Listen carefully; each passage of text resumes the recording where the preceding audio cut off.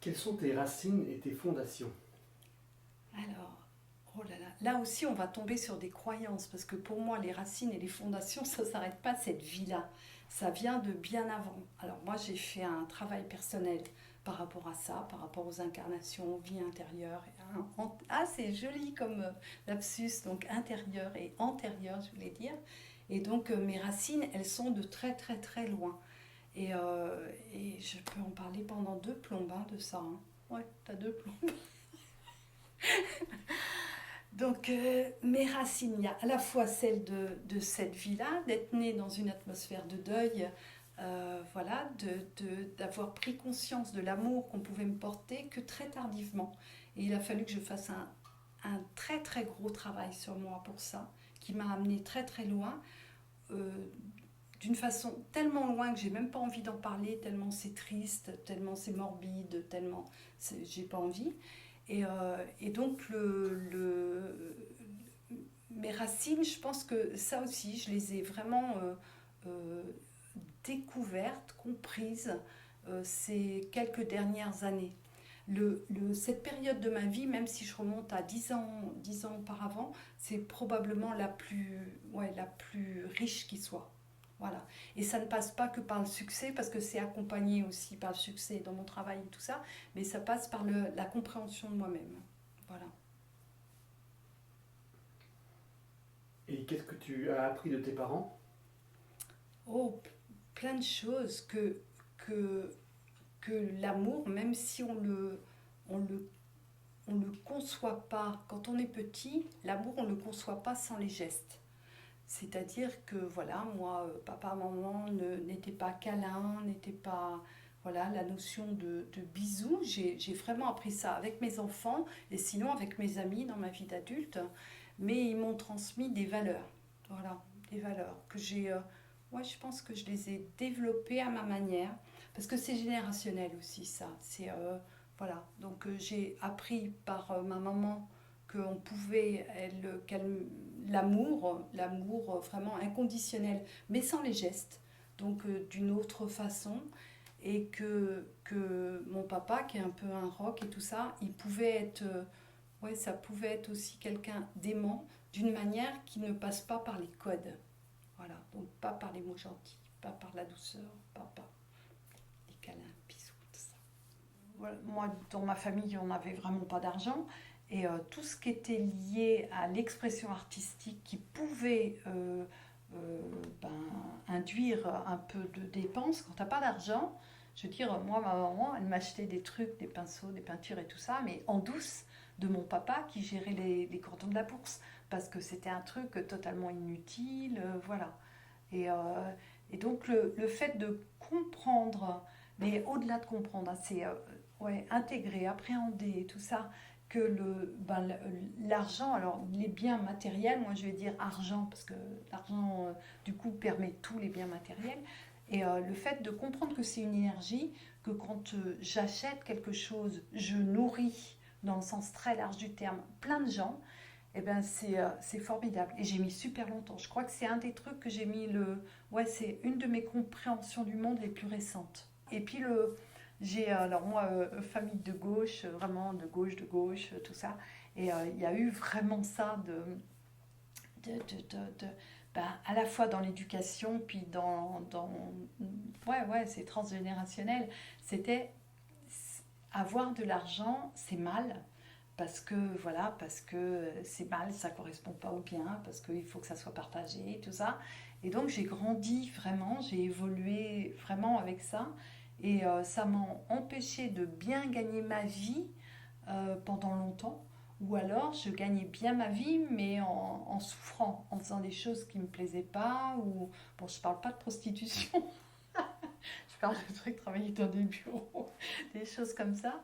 Et maintenant, de gagner ma vie de mieux en mieux, en faisant quelque chose qui m'éclate et qui, voilà, ça fait plaisir à plein de monde, enfin ça sert à plein de monde et tout ça. Maintenant, ouais, là j'ai compris le sens de cette expérience de l'humain. Quel enfant tu étais? Alors, je pense que j'étais très introvertie. Voilà, voilà, ça aussi c'est complexe, hein, parce que voilà, j'étais ouais, je pense, on a dit très rapidement de moi que j'étais garçon manqué. J'avais les cheveux très très courts, ce qui n'était pas mon choix, ce qui explique voilà, que je les ai longs, toujours longs, avec des trucs et des machins qui me font plaisir. Et, ouais, j'ai pas mal morflé en fin de compte dans mon enfance. Voilà. Donc du coup, ça développe une personnalité. Et cette personnalité, ça fait une petite personne fragile. Et je suis devenue une grande adulte solide. Tout un parcours de vie.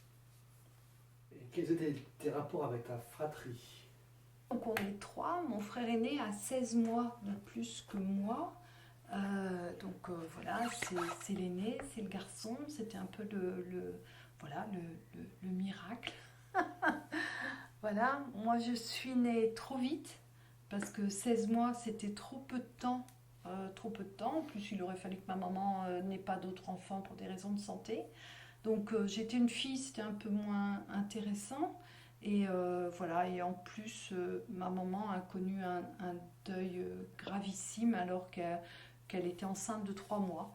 Et voilà, donc à partir des 3 mois de gestation qui me concernent, et toute ma petite enfance, j'ai été baignée par l'atmosphère de deuil, ce qui fait que bah, du coup, il n'y avait pas d'amour. Il y avait de l'amour, mais c'était impossible parce qu'ils étaient trop dans la peine.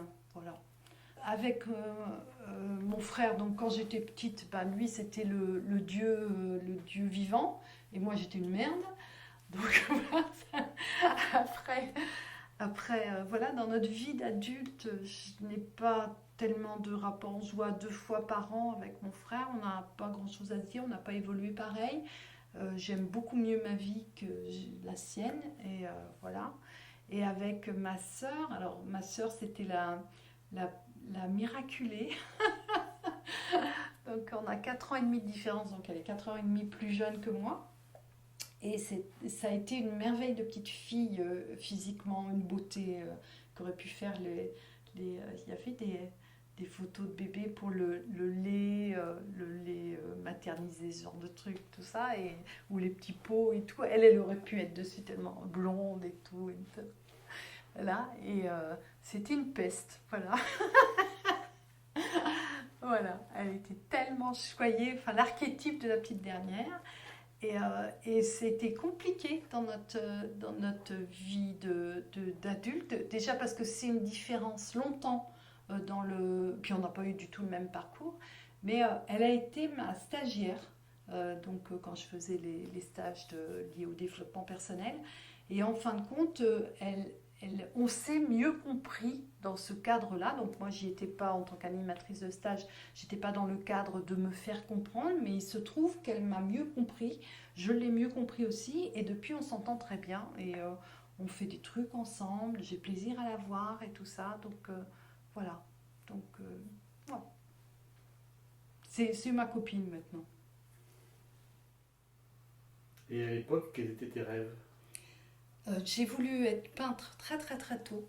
Et très très très tôt, j'ai eu plein de, comment on peut dire, de barrières, voilà, voilà, c'est compliqué d'avoir vocation artistique quand on est petit.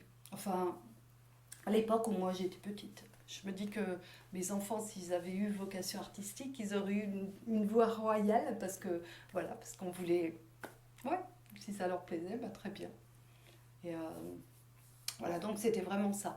Donc après, suivant les âges, bah, ça va être très très très classique. Ça va être hôtesse de l'air.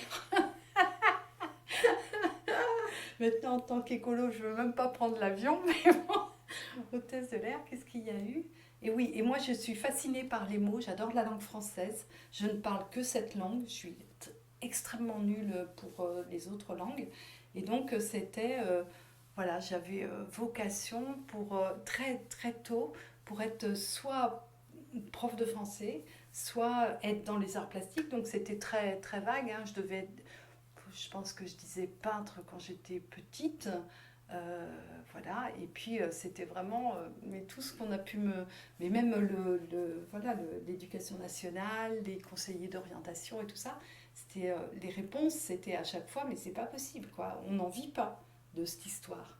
Et donc, j'allie beaucoup les mots à mon travail donc pictural, mais et aux illustrations et tout ça. Et je sais que c'était possible. C'était possible. C'est une erreur de dire quand ton rêve d'enfant, quand on te répond, ben non, c'est pas possible, c'est l'adulte qui a tort, c'est jamais l'enfant.